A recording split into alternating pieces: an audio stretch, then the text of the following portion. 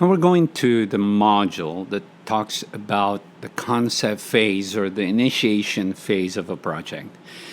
If you follow the project lifecycle model of the Project Management Institute, there is practically just two major processes that you need to do. One is the identification of the stakeholders, and second is the development of a project charter.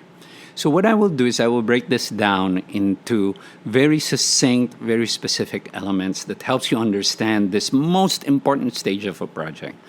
Long before we plan anything, long before we execute anything or monitor and report something, we need to understand the environment by which the project is operating, identify its stakeholders, and then develop a project charter or a form of agreement between the different parties that this is how we will manage the project.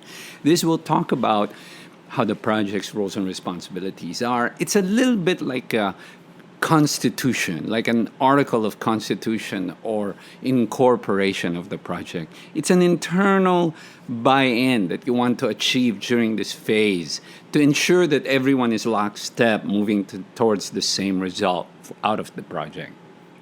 In this phase, you'll be thinking about how you manage the stakeholders.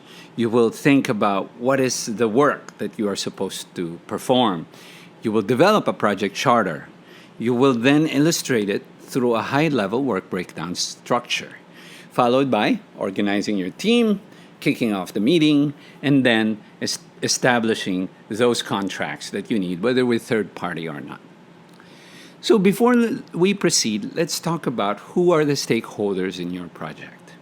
When you stop to reflect about who the stakeholders are in your project, you begin by thinking, of course, management is the stakeholder in your project. And if your organization observes best practices, you probably have a project sponsor, sometimes even a project executive. There's also the customers and the users of the end product that you will deliver. They are stakeholders too. Then there are those who are part of the ecosystem, maybe the supply chain, where there would be a selling organization, a sales team or a marketing team that will sell the product of the project you're creating.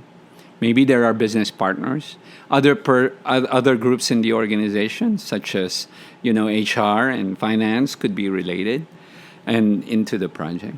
Functional managers, for sure, who will contribute resources into the project, are also stakeholders because, after all, when you create a project, it's probably going to be usually cross-functional.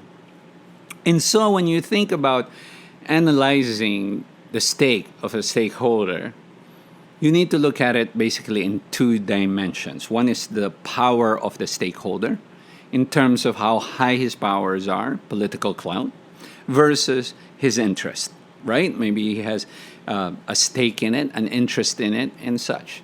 And so, in general terms, we need to try to understand how are we going to manage this stakeholder. If the stakeholder is very high in political clout and power in the organization and high interest and stake in the project, we need to manage those stakeholders very closely and in a very organized manner.